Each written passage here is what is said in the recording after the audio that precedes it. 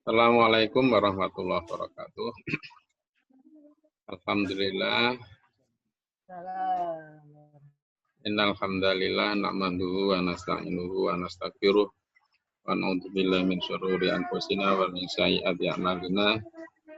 May yahdihillahu fala mudilla lahu wa man yudlil asyhadu an la ilaha illallah asyhadu anna Muhammadan abduhu wa rasuluh. Allahumma shalli ala sayyidina Muhammad wa ala ali Muhammad amma ba'du. Wallahu ta'ala fil karim. A'udzu billahi minasyaitonir rajim. Bismillahirrahmanirrahim. Ya ayyuhalladzina amanu taqullaha haqqa tuqatih wa la tamutunna illa wa antum muslimun. Yang saya hormati ya, tadi Ustaz Lukman, Ustaz Samsudin, Ustaz Marsudin, Ustaz Ahmad Fabroni ya, Bu Siti, Bu Binti ya, dan para masyaikh ya, Bapak Ibu Saudara peserta sekolah kebangsaan ya, yang saya hormati, yang saya banggakan. Insyaallah pada kesempatan singkat ini ya, saya ingin menyampaikan tentang Pancasila dan UUD 45 ya.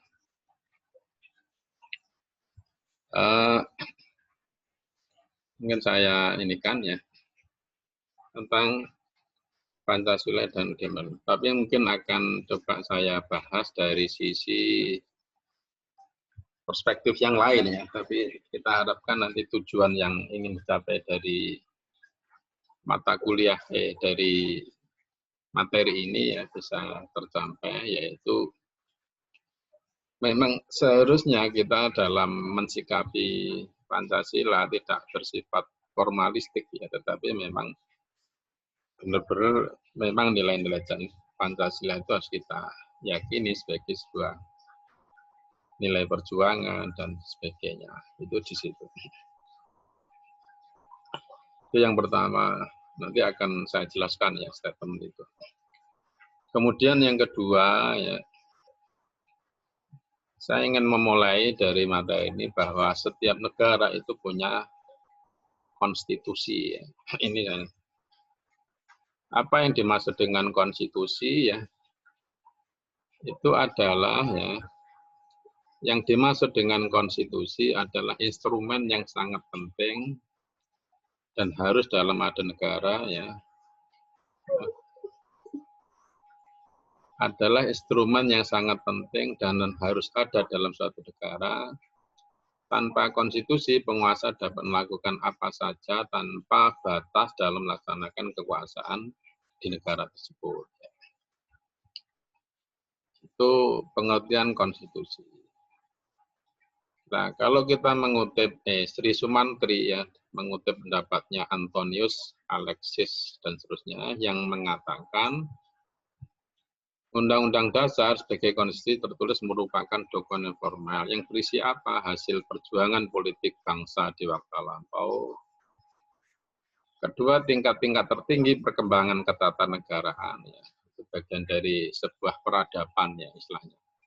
Ukuran peradaban dalam politik itu ketika dalam berpolitik, dalam pengelolaan berbangsa itu ada aturan yang memang bisa dibaca, ditulis ya, bisa dibaca, dimengerti oleh seluruh bangsa itu. Yang kedua, yang ketiga adalah konstitusi adalah merupakan pandangan tokoh-tokoh bangsa yang hendak diwujudkan baik untuk waktu sekarang maupun waktu untuk masa yang akan datang.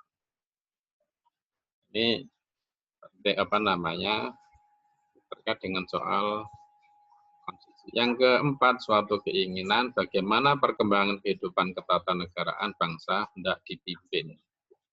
Itu nanti tertuang dalam konstitusi. Saya kira makanya seperti yang saya sebut tadi, di semua negara itu punya konstitusi ya. Kayak Amerika itu namanya Konstitusi Amerika Serikat. Nanti coba digali ya. Di Malaysia namanya Konstitusi Federal Malaysia. Di Belanda itu saya cari-cari susah ya, tapi intinya ada. Artinya sebuah konstitusi yang sebagai dasar tadi. Fungsinya apa? Ya, tujuannya yang pertama. Tujuannya adalah mengawasi serta membatasi kekuasaan penguasa agar tidak bertindak semena-mena dalam kekuasaannya.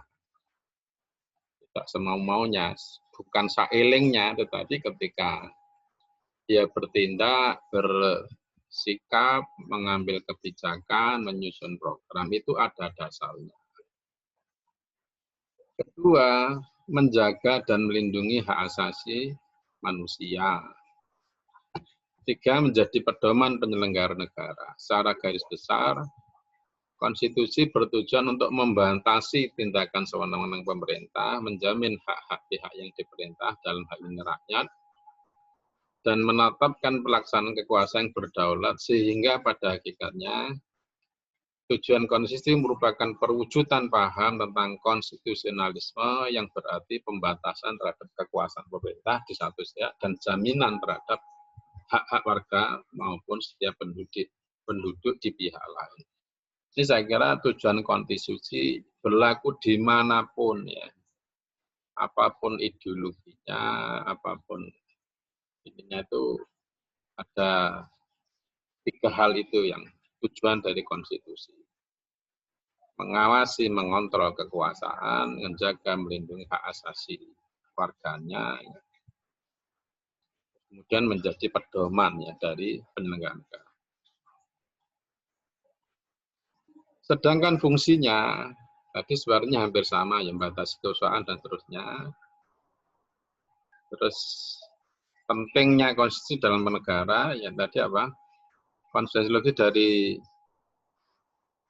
kenyataan bahwa tanpa konstitusi negara tidak mungkin terbentuk, maka konstitusi menempati posisi yang sangat krusial dalam kehidupan ketatanegaraan suatu negara, merupakan lembaga yang tak dapat dipasahkan suatu hal yang lain. Saya kira itu ya poin-poin tentang pentingnya konstitusi dalam negara. Memenuhi unsur pemerintah yang berdaulat, wilayah tertentu, rakyat hidup teratur sebagai suatu bangsa, nation, kemudian pengakuan dari negara-negara lain. Itu diantara tentang tujuan, fungsi konstitusi, dan pentingnya konstitusi. Apa ya, di dalamnya mestinya adalah, dalam ini yang dimaksud konstitusi dalam konteks ini, atau dalam konteks di Indonesia itu adalah Pancasila maupun UUD 45. Sekarang bagaimana sih posisi Pancasila sendiri dalam konstitusi negara Indonesia itu? Di sini dikatakan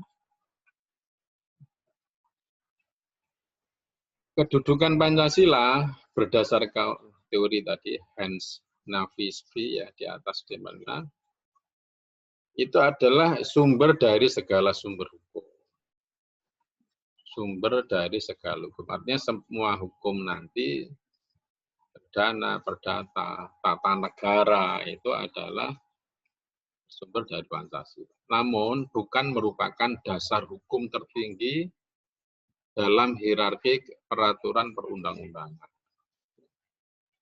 Nah, berdasarkan pasal 45, pasal 7 itu ada beberapa, terutama yang tahun 2019 ya. Ada urutannya, pertama yang paling tinggi itu adalah Undang-Undang Dasar, kedua TAP MPRS, ya, TAP MPR maksud saya. Yang ketiga undang-undang atau peraturan pemerintah pengganti undang-undang, selanjutnya peraturan pemerintah, yang kelima peraturan presiden, yang berikutnya peraturan provinsi, baru peraturan daerah dalam ini kabupaten atau kota. Itu urutannya. Mungkin maksud saya bukan ini, tetapi yang ingin saya tekankan sebenarnya bukan ini, tetapi perlu ini kita ingatkan kembali ya. Oke. Saya sedikit tentang UUD 45 sebagai konstitusi negara ya. Merupakan kumpulan kaedah yang memberikan pembatasan-pembatasan kekuasaan kepada para penguasa. Seperti konstitusi umumnya ya, UUD 45 itu juga tadi kumpulan kaedah yang memberikan pembatasan-pembatasan kekuasaan kepada para penguasa. Yang kedua, dokumen tentang pembagian kekuasaan sekaligus petugasnya dari suatu sistem politik. Kita sudah bicara dalam konteks UUD 45 ya. Yang ketiga, suatu deskripsi dari lembaga-lembaga negara, ya, pasti lembaga-lembaga penting negara itu, ya, paling enggak secara formal, itu bisa kita baca di UUD 45. Siapa sih yang paling punya kedudukan penting, ya. Mungkin ada eksekutif, legislatif, yudikatif, dan sebagainya itu. Mana di antara lembaga itu menyangkut tugas dan kewenangan. Yang keempat, suatu deskripsi yang menyangkut masalah-masalah hak asasi manusia, yaitu perlindungan terhadap masyarakat. Maka sebagai hukum dasar tertulis atau konstitusi tertulis dan mengandung pengertian, yaitu pertama bersifat mengikat bagi penyelenggara negara, lembaga kemasyarakatan maupun seluruh warga negara. Ini kita masih bicara yang tertulis dulu ya. Yang kedua adalah UUD 45 berisi norma-norma, kaedah-kaedah, aturan-aturan atau ketentuan-ketentuan yang harus dilaksanakan dan ditaati oleh semua komponen negara. Kemudian yang ketiga, UUD 45 berfungsi sebagai hukum yang tertinggi sehingga menjadi sumber dan pedoman hukum bagi setiap peraturan perundangan yang ada di bawahnya. Yang keempat, setiap tindakan dan kebijakan pemerintah sebagai penyelenggara negara harus sesuai dengan berpedoman pada UUD 45. Ini saya kira poin penting. Nah, yang ingin saya tekankan sebelum saya lanjutkan, setiap konstitusi itu dibangun dan dilatar belakangi lahirnya negara, kondisi subjektif dan objektif terkait dengan keyakinan dan cita-cita bangsanya termasuk rakyatnya. Makanya ini bagian dari yang sifatnya debatable ya. Artinya ada dua yang ingin saya sampaikan ya. Kalau pernyataan-pernyataan bahwa sebenarnya satu, ini masih sifatnya normatif ya, bahwa UUD 45 atau Pancasila itu yang sifatnya final itu adalah lebih pada pernyataan politis. Pernyataan politis. Tapi kalau terlihat dengan dari sisi kajian akademik, itu kalau kita lihat di Indonesia itu sangat dinamis. Ya. Sangat mungkin akan terjadi perubahan-perubahan. Saya ambil dulu dalam kasus Pancasila.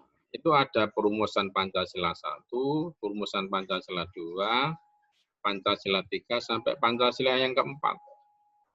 Apa ini berakhir? Enggak. Tahun 2019 atau 2020 itu masih ada juga keinginan untuk merubah Pancasila itu. Dari Pancasila menjadi Trisila, menjadi Ekasila, itu kan ada keinginan-keinginan untuk merubah. Atau itu subversif atau tidak. Kita ambil contoh, sebenarnya sesungguhnya kalau dalam sisi akademik, ya saya bicara bukan sisi politisnya. Sisi akademis itu adalah sebenarnya perumusan Pancasila itu yang yang dikatakan yang paling memenuhi persyaratan itu adalah rumusan Pancasila yang pertama. Pertama adalah mewakili dari berbagai komponen penting bangsa ini, dan itu dalam bentuk institusi, yaitu namanya Panitia Persiapan Kemerdekaan, yang sebelumnya adalah BPUPKI. Ya. Sekalipun sebelumnya, ini kan 22 Juni ya. Kalau 1 Juni itu kan pernyataan individu, personal Bung Karno ya. Yang balik-balik itu kan silanya itu. Yang ketuhanan yang sila yang pertama. Tapi justru yang rumusan yang bahkan sudah menjadi syarat lahirnya Pancasila itu adalah rumusan Pancasila yang satu. Yang terkenal dengan Jakarta Charter itu, Jakarta Charter itu. Ya, itu yang pertama. Bahkan itu menjadi yang mengantarkan Indonesia merdeka 1945 17 Agustus 45. Hanya kemudian 1 hari berikutnya itu ada namanya rumusan Pancasila yang kedua. Saya ingin mengatakan nggak ada yang final secara akademik ya, secara politik murni apa Pancasila murni dan sekuan itu kan pernyataan politik. Apa namanya? Pancasila harga mati itu kan pernyataan politik, tapi secara akademik itu dinamis. Yang menarik di dalam rumusan Pancasila yang kedua itu ada beberapa istilah-istilah yang Islam berbau-berbau Islam itu dirubah. Misalnya muqaddimah dirubah menjadi pembukaan. Terus dengan kewajiban menjalankan syariat Islam bagi mulutnya dihapus, kemudian seperti Pancasila yang sekarang itu, ketuhanan yang Maha Esa itu disebut. Kemudian yang ketiga, ini baru sehari ya ini. Rumusannya 18 Agustus. 17 Agustus itu masih menggunakan Piagam Jakarta Charter ya. Tapi ketika 18 Agustus itu sudah rumusan yang kedua dengan apa? Perubahan sila yang pertama, yang kedua adalah ada beberapa poin yang ada dirubah di situ. Maka ini ada catatan kritis terkait dengan rumusan yang kedua ini. Sidang tersebut diselenggarakan secara mendadak dan terburu-buru. Kedatangan Opsir Kaigun Jepang itu menemui Bung Hatta itu dianggap sebagai cerita yang dibuat-buat karena sampai sekarang belum ada data akademik yang pertemuannya di mana, kapan, saksinya siapa, itu yang nggak masuk di buku. Kemudian padahalnya Opsir Kaigun Jepang hanya menuntut perubahan kalimat dengan kewajiban ini, tapi terus kebablasan muqaddimah dirubah dengan kalimat Islam dan seterusnya. Ini artinya 1 hari setelah 17 Agustus itu sudah dirubah.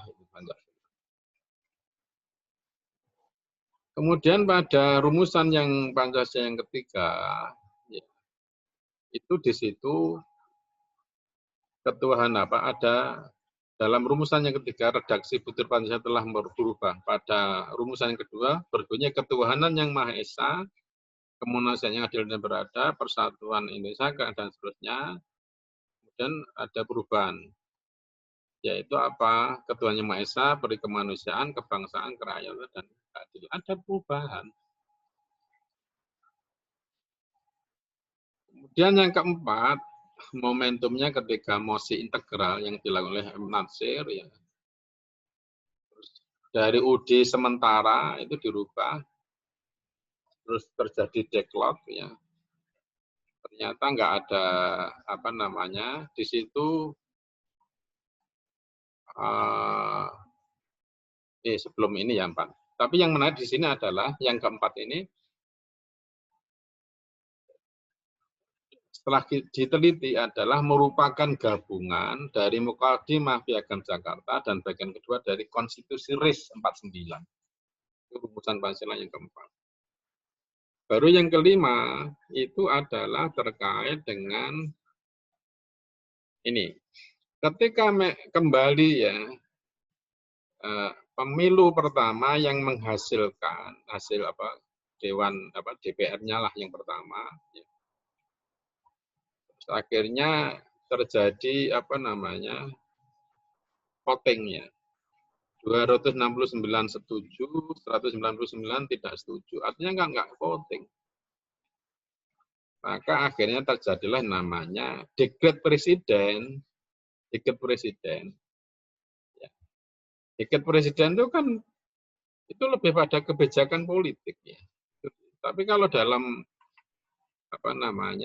perdebatan konstitusi, persyaratan konstitusi memang baik Pancasila yang versi Piagam Jakarta atau yang tidak sama-sama tidak memenuhi syarat politik ya di rumusan yang kelima itu. Tapi akhirnya keluarlah dekret presiden. Tapi yang menarik di situ Piagam Jakarta tertanggal 22 Juni 45 menjiwai Undang-Undang Dasar 45 adalah merupakan suatu rangkaian kesatuan dan konstitusi tersebut, maka atas dasar tersebut atas kami presiden, panglima dan seterusnya itu.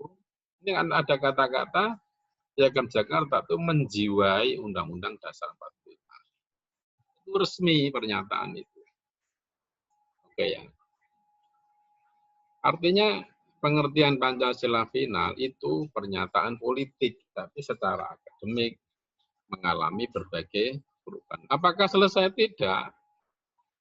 Tadi yang saya sebut, tahun 2020 itu masih ada keinginan untuk merubah Pancasila. Dari 5 sila kepada Trisila sama Ekasila. Yang sama penting itu adalah terkait dengan UUD 45. Itu juga mengalami berbagai revisi-revisi. Dari segi namanya saja ya. Pertama tahun 45 itu UUD 45. Kemudian yang berikutnya pada 27 Desember 49 sampai 60 itu namanya di sementara ya Pak. Sistem perintahnya adalah UUD 45 yang mengamanatkan bahwa adalah negara kesatuan. Ya, sebelum kesatuan yaitu harusnya belum meres ya. Terus baru tahun 50 ada UUD sementara, UUD sementara. Kemudian kembali lagi UUD 45, 5 Juli 59 sampai 66. Itu kembali kepada Undang 45. Terus pada masa Orde Baru, pemerintah menyatakan akan menjalankan UUD 45 dan Pancasila secara murni dan konsekuen. Terus menjadikan UUD sangat sakral, diantaranya apa kata Pak MPR yang menyatakan bahwa MPR berketetapan untuk mempertahankan UUD 45 tidak berkehendak akan melakukan perubahan terhadapnya. Itu sudah bahkan ditentukan dalam nggak boleh melakukan perubahan. Tapi apa yang terjadi ketika tahun 98 ada banyak perubahan, ada amandemen itu kan. Tahun 99, tahun 2000, 2001, ternyata bisa dirubah juga. Oke, ada poin penting yang saya sampaikan sebagai bab penutup ya. Mungkin kita sebagai umat Islam kadangkala agak aneh ya, kenapa kok begitu susahnya misalnya menjadikan dasar itu benar-benar apa namanya menjadi merefleksikan ya kondisi umat Islam ya secara mayoritas itu ya. Ini poin yang terakhir yang ingin saya sampaikan. Halo, sudah pada ngantuk belum? Masih on. Oh. Aku kok ditinggal turu, Rek. Dianggap penataran Pancasila. Lanjut ya. Ya, ini paling 5-10 menit lagi. 5 menit lah. Ya. Iya. Enggak bersabar. Ini tugas kebangsaan ini. Oke, saya lanjut. Apa yang menarik? Ini muncul ya? Muncul. Tapi kecil kan? Siap. Kenapa begitu susahnya ya?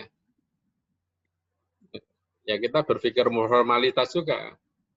Kenapa mayoritas Islam kok tidak misalnya dasarnya Islam saja? Ternyata enggak. Jalan tengah lah Islam. Ini tidak lepas dari satu, menurut saya itu adalah tentang background ya. Kita sebagai sebuah bangsa, itu kalau saya lihat ada beberapa periode. Yang pertama adalah masa prasejarah. Saya lihat saja misalnya gini ya. Dan ini tidak hanya dalam bentuk keyakinan, tapi memang ada kekuasaan hegemonik yang menguasai alam pikiran.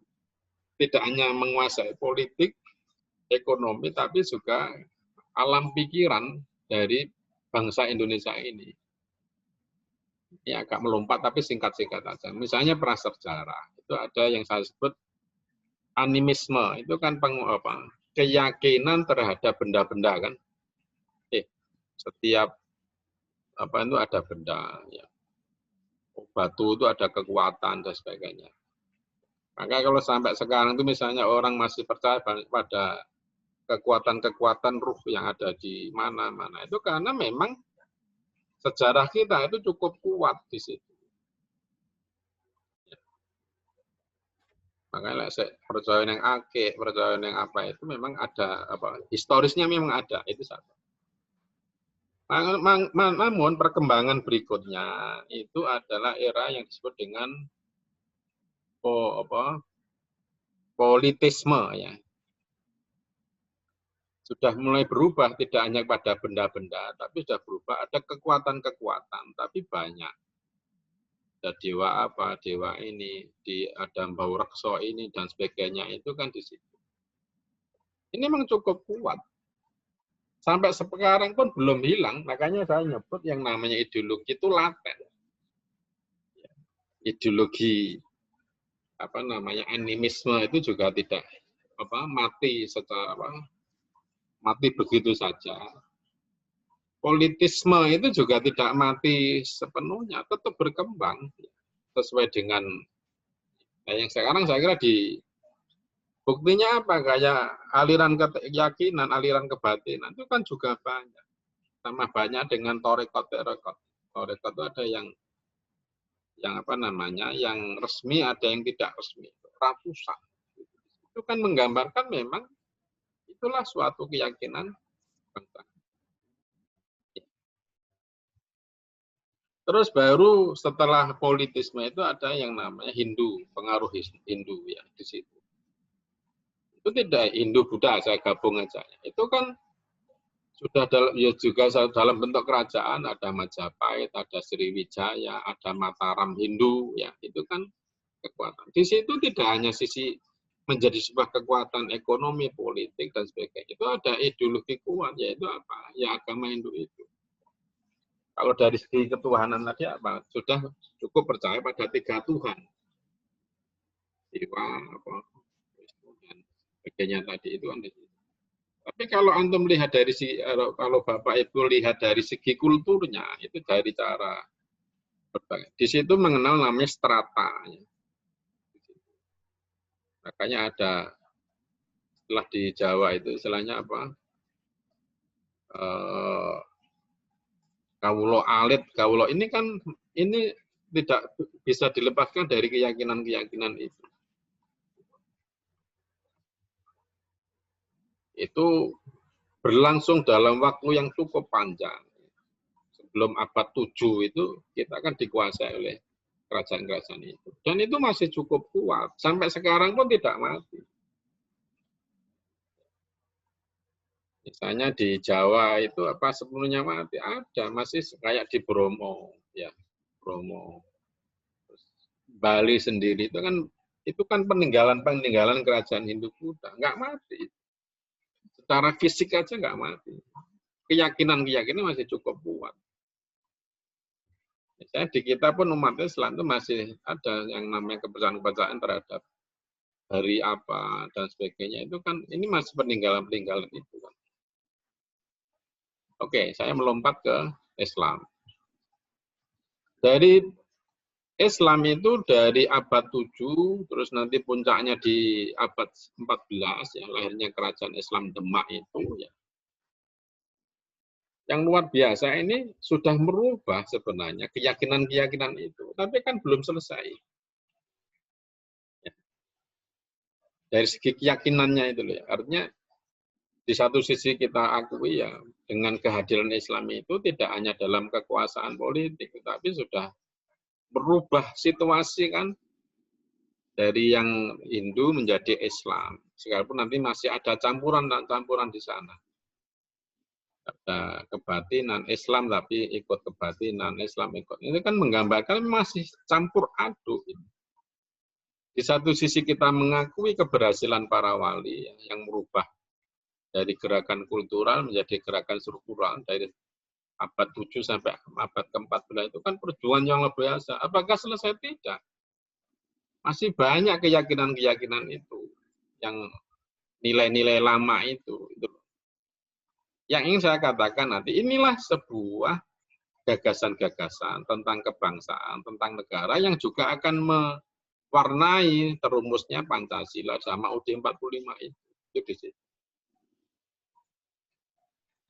Ketika Islam sudah mulai pengaruhnya juga luar biasa, ya. Bayangkan ya, yang dari Hindu terus berubah menjadi Islam, merata di Nusantara itu, maka datanglah kolonialisme. Mulai dari Portugis, Spanyol, ya, dari abad tahun 1500-an ya sampai tahun berapa ini? 1945 lah kan. Ya, dari pengaruh Portugis, pengaruh Spanyol, pengaruh Belanda, ya, dan akhirnya Jepang. Tapi apa yang menarik dari ini tidak hanya ekonomi, memeras ekonomi, tapi juga benar-benar melakukan brainwashing terhadap masyarakatnya. Itulah mulai kita mengenal namanya sekulerisme. Sekulerisme. Yang sebelumnya kita mengenal hal yang sifatnya mistis, kemudian Islam mengenal namanya kesamaan derajat dan sebagainya. Terus monoteisme, ya, percaya pada satu Tuhan. Terus ajaran Islam tidak hanya untuk kepentingan individu-individu, tapi sudah merambah kemana-mana, termasuk dalam berbangsa, bernegara, lahirlah yang namanya kerajaan Islam Demak itu. Maka di samping mengalami krisis internal di umat Islam, ya, kerajaan-kerajaan tadi terjadi perpecahan ya di kalangan keluarga itu Mataram sehingga lahirlah Solo, lahirlah Jogja, itu kan bagian dari perpecahan-perpecahan. Maka datanglah Belanda, penjajah tadi kan, dari VOC menjadi terus sampai pada zaman Jepang ya, katakanlah Belanda dulu ya. Itulah maka Indonesia mulai mengenal namanya sekulerisme. Paham dia terhadap agama ya sesuai dengan pemahaman mereka. Sekulerisme itu ada dua, yang sifatnya radikal, ada yang sifat moderat. Radikal itu apa? Yang sama sekali tidak menerima agama termasuk Islam itu dalam urusan-urusan publik, itulah namanya komunisme. Maka rekam jejak komunisme di Indonesia cukup panjang juga sejak zaman Belanda. Sekalipun dalam batas-batas tertentu mengalami konfrontasi dengan Belanda juga. Gitu. Sedangkan yang namanya sekulerisme moderat itu adalah dia mengakui agama tetapi hanya sebagai urusan pribadi. Itulah yang saya kira paham sekulerisme itulah yang juga melakukan pergumulan ya, dalam penyusunan Pancasila dan UUD 45 itu. Nah, ketika Belanda dan Jepang hilang, tapi didikan-didikannya secara ideologi, secara keyakinan, itu belum hilang. Buktinya nanti ada juga orang seperti Pak Soekarno, ada orang seperti sebelumnya Cokro Aminoto, terus Pak Karno, terus nanti ada lagi tokoh-tokoh yang cukup ini juga tidak lepas dari didikan-didikan mereka juga.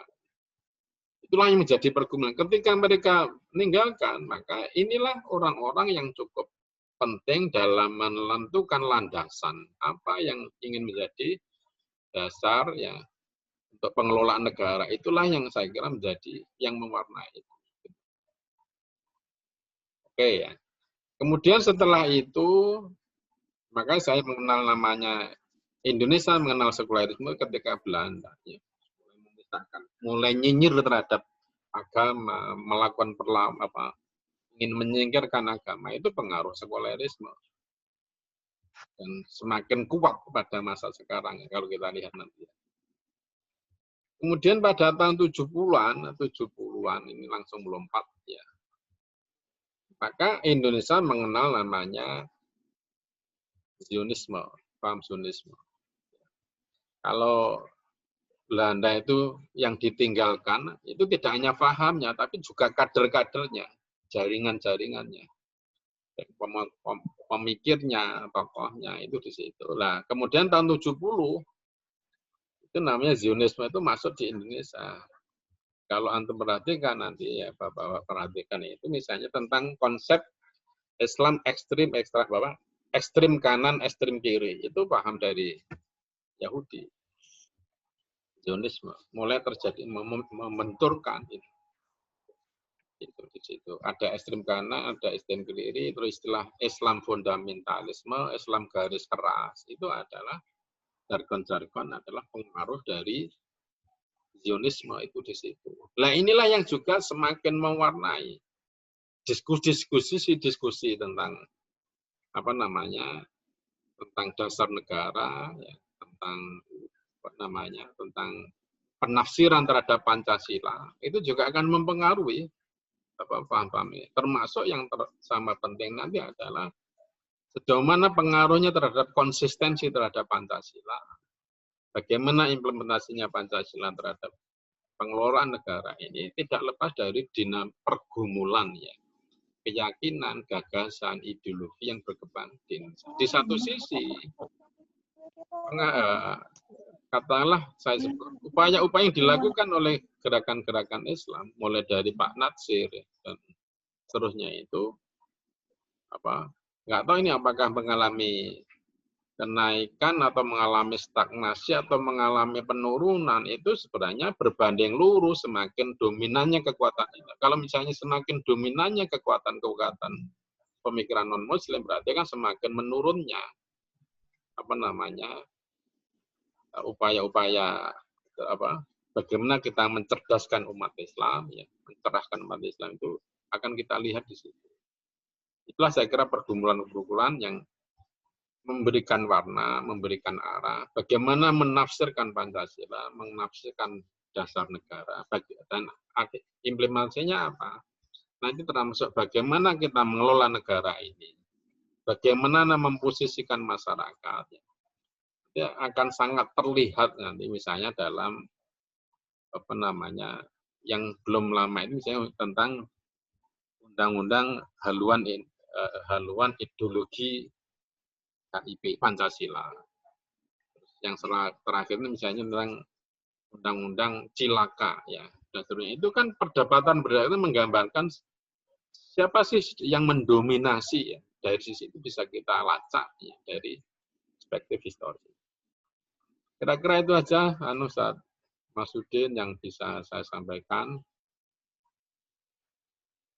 Nanti akan apa namanya monggo saja. Dan tidak harus, ini ada yang normatif, tapi ada juga yang sifatnya debatable. Monggo kalau ingin didiskusikan silahkan. Baik, jazakumullah. Assalamualaikum warahmatullahi wabarakatuh.